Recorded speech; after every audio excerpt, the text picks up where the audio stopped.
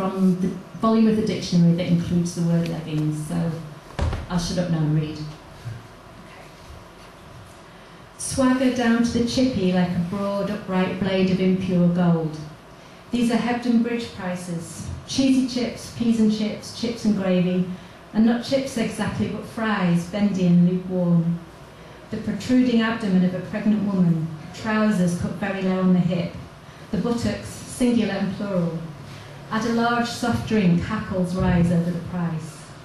Bullish leggings, in aggressive op-art pattern or camouflage, 3/4 length, wear with ankle socks and retro Adidas. A cry rising up the throat like a climbing rose. Are you the quiet one? Nah, hard as nails or a gold-bearing conglomerate. This wail portends death by Spanx or fairly thick girdle over a woman's breasts, large, soft bread rolls. Poof, it'll all go up in a cloud of flour and men will roll like skittles. Now take a running jump. Banzai leggings, for reckless nights out. Black, high sheen, emblazoned with thick gold Japanese-style brushstrokes. Wear with stilettos. Kindly whispering in slots of fun. Bland good angels hover under a steady and vivid blue light. The curvature of your back over the fruit machines, Benny. Your stiff flower-stalked back, Benny. A moderate daily intake like soya beans lifts the moral darkness, the utterance of a wide crystalline blessing. Benzodrine leggings, jazzy prints, easily available in seaside town covered markets, not made to last. Dark night of the soul, a whole bag of ruffles, molten hot wings, a shade duller than ultraviolets. These meat-centric flavours are accidentally vegan foods.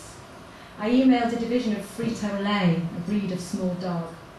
160 calories in a 12 crisp serving.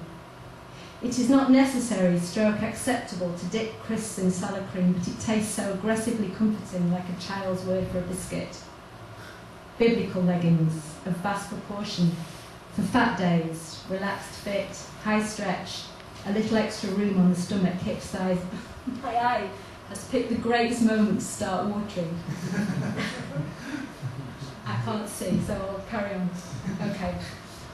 Bad person, bad to the core like a knot in wood. Mock pathetic and carrying a string bag full of prickly fruits. On Sunday I woke before the sun to pommel my body and subdue it. 1 Corinthians 9:27. This is the cup of his blood, the red colour of this wine. To remove stains, make clean like tasting of cucumber or boiled milk solids. Burlap leggings, for instances of concupiscence. Coarse woven, I'm not crying honestly. Coarse woven, fitted around the loins, wear without underwear, especially on hot days or under a more splendid trouser for purposes of mortification. Hem to prevent fraying, hand wash only. Squat challenge, stroke raspberry ketone, stroke Gillian's 30-day shred. Only ever the second brightest star in a constellation, and every step I take, every move I make, equals increased cardiac activity in a purple flowered bruise of a life. I was christened in a seaman's church with a name given to a gun, semi-precious. Stop now with your inspirational quotes. Bête noire leggings, any that make the wearer look sad, older, disadvantaged, or instantly appear to reduce IQ. Usually white ones or those with marks sagging at the knees. Avoid with vests, buggies, bare midriffs. Sling on a faux fur capelet with collapsible half hood. Genetic femaleness is not a science, it is the art of shoulders like pearls that you learn leaning against a wall of unrestrained string music with forceful harp solo. To sip oysters from boat-shaped pastry shells, tip back your head. Your neck is long like a swan's or a fabulous Russian creature's leafed with gold. Baroque leggings, for whimsical occasions, may feature printed cherubim, pink-lit clouds, brocade. For best effect, wearing candlelight. Northern songbird on the sofa, faffing with a sprung hairpin and melancholy thoughts. The lap tray, a strong dark variety of Bavarian beer, small balls of mozzarella and consecrated bread. In the holy hour, Hollyoaks, this astral body reclines in the flickering light, flicking flecks of cheese, from fine examples of body art, scatter cushions and a dog with a docked tail. Bobbles leggings, for homeware only, usually faded, high polyester content, some risk of electric shock on contact. Cry with frenzied admiration at my own reflection. This face can take repeated blows, baths, fomentations. Skin free of drape imparts supreme happiness. Take 5 mils of the quark flavour. This product is not a substitute for topical beauty products. It is suffused with tears. For a trembling effect like a Camberwell Beauty, do not disfigure with weeping. Beautiful leggings. Any that flatter and distract from problem areas, often with control panel, high lycra content, slight sheen. Last one. Riding on a receding wave of diesel emissions, you are much fitter. An aromatic fruit of a thorny tree, poison. The unfortunate matter of bad blood, see punishment by caning, leading to a second stimulus in the back room of a mean house. Eyes glitter like a breaking vase. Badass leggings, vintage leather with scars. Right, try and wipe my eye now so I can actually see. Okay, the second piece I'm going to read is, it's a long collection of poems that are templates for Marxist love letters, written mainly by me, but with terms of endearment, I suppose, stolen from, among others, Marx, Trotsky, Adorno, Debord, Zizek, Denise Riley, and Paul Weller. Dear Maggie. Dear Maggie, glittering hen. Dear Maggie, you are handsome like anything. Dear Maggie, gleaming with nacreous light. Dear Maggie, let me buy you a hot dog. Everyone loves a hot dog. Dear Maggie, I can taste the salt of you. Dear Maggie, strange, aggressive goose. Dear Maggie, I'm crying in coffee shops. Dear Maggie, your vascular hands and forearms. Dear Maggie, I am full-throated. Dear Maggie, I open pockets of resistance to you. Dear Maggie, the cold red square of your heart. Dear Maggie, Lady Gardener. Dear Maggie of the blue lips who will be taken at dawn. Dear Maggie, this bear loves you. Dear Maggie, sweet and low. Dear Maggie, I have eaten the plums. Dear Maggie, yet we have no bananas. Dear Maggie, marked with a thumb. Dear Maggie, let's waste a whole afternoon needlessly, wantonly, devilish horsebreaker. Dear Maggie, the sickle at your hip. Dear Maggie, oh, your generic legs like medium-sized legs. Dear Maggie, eyes of cacao. Dear Maggie, your name is an arpeggio of bilabials and soft plosives playing on my tongue. Dear Maggie, Putin's lily. Dear Maggie, you are breaking up. Dear Maggie, our immense accumulation of spectacles. Dear Maggie, feels so real. Dear Maggie, wear the glasses for me. Dear Maggie, give a man a fish. Dear Maggie, in the morning of life you rise like a hammer. Dear Maggie, the thrilling braille of your hidden piercings. Dear Maggie, Mother of God, your marble skin. Dear Maggie, the grind of your heel. Dear Maggie, your face appearing between stations. Dear Maggie, Mount Carmel. Dear Maggie, deep under the duvet of ideology. Dear Maggie, the cry of a tomcat. Dear Maggie, your face above the bath chair. Dear Maggie, I'm warming your seat. Dear Maggie, still stopping traffic. Dear Maggie, your silken pie. Dear Maggie, your vivid grey aura.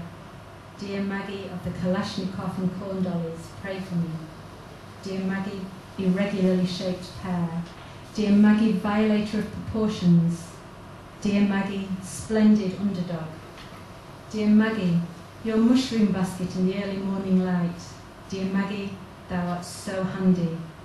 Dear Maggie, grouting your name in the shared apartment block of our love. Dear Maggie, your large arms like coarsely browned beef. Dear Maggie, warm milk puddings. Dear Maggie, the breadth of your back at the dressing table. Dear Maggie, your wadded nightcap. Dear Maggie, meet me in St. Petersburg. Dear Maggie, never change, or do, it's inevitable. Dear Maggie, you're looking 1,000,000 rubles. Dear Maggie, just for me and my dog. Dear Maggie, pernicious, rapacious, tenacious. Dear Maggie, standing at the head of 11,000 cattle. Dear Maggie, this embrace is not a brace. Dear Maggie, your face, beetroot in the communal kitchens. Dear Maggie, your firm head of cabbage between my hands. Dear Maggie, whirligig of eyelashes and ideas. Dear Maggie, the silk pillows of your thighs. Dear Maggie, a kiss nestles in these immense leaves. Dear Maggie, pigeon of Nevsky Prospect. Dear Maggie, this secret velvet pouch of teeth. Dear Maggie, it's a good answer, but it's not right. Dear Maggie, hold me in your non-oppressive arms.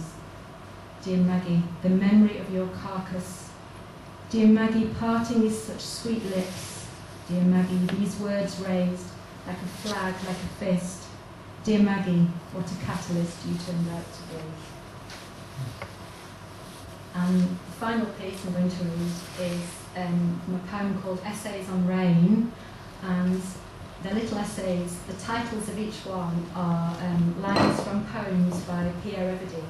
He has all these beautiful lines about clouds and roofs.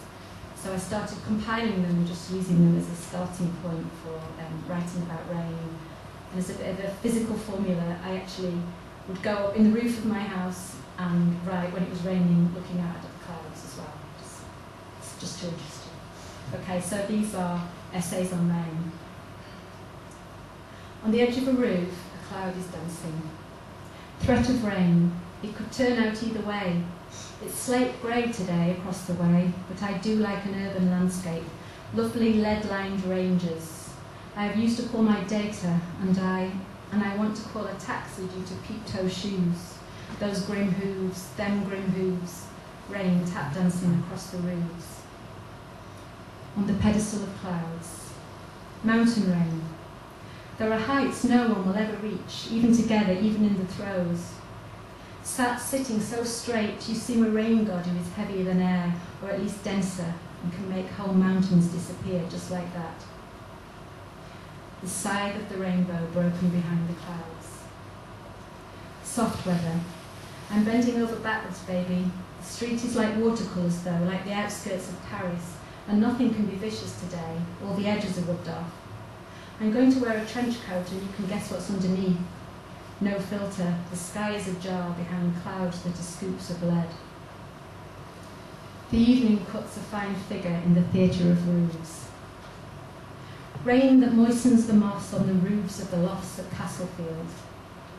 From a tram through these roofscapes, a seat in the gods, the seat of the gods, you see little lives play out. Someone owns a book called The Breathing Book. It's me. If I could see, I'd consult it, I'm concerned. But in this weather, I just stroke the blurred line of figures. A cloud moves across the night. The very quiet story of night rain. It whispers something bad, a secret. It is the shadow of itself, cast against itself. That man, the one in the raincoat, moves under cover of darkness somewhere towards me from outside the ring road. I can feel it. Maybe there's a little thrill, who knows? Under the weight of clouds. Rain like a cow relieving itself, and I mean that most sincerely. Afterwards, roses lie battered in the manner of a disillusioned new wife. I can no longer look at things, the sky is so heavy. This contains scenes which might be upsetting to some viewers. Tiny apples have been massacred in the June drop and lie in pools of russet light. The sky is darker along the rooftops. Severe localised downpour. A furious nomad of a cloud settles over Whalley Range. Whalley Range responds in kind, it is often furious. Something is brewing behind the windows, brace yourself. Raindrops like broad beans, like bullets, like a boy bombarding a bathtub with ball bearings. I've lost this white figure which guided the roofs. Sheets of rain, blood-soaked sheets. Up there and out to the west, something disappears into the white of the sky. You can never get it back once you've given it away.